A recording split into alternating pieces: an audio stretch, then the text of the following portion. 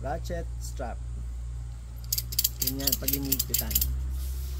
Mangyayari habang inikot nyo, umikot tong part na to, nagtatighten yung tali. Pag gusto nyo namang yan lock, iangat nyo lang. Yan. Pag inangat nyo, all the way, magiging ganyan. Umikot na yan freely. Hindi na siya nakalock. So try natin. Yan. Pasok nyo lang dito. Kung nakikita sa camera yan. Yan o. Nandyan lang siya sa loob. I-lock nyo lang all the way. Yan. Tapos, i-ratchet nyo na. I-higpit na yan.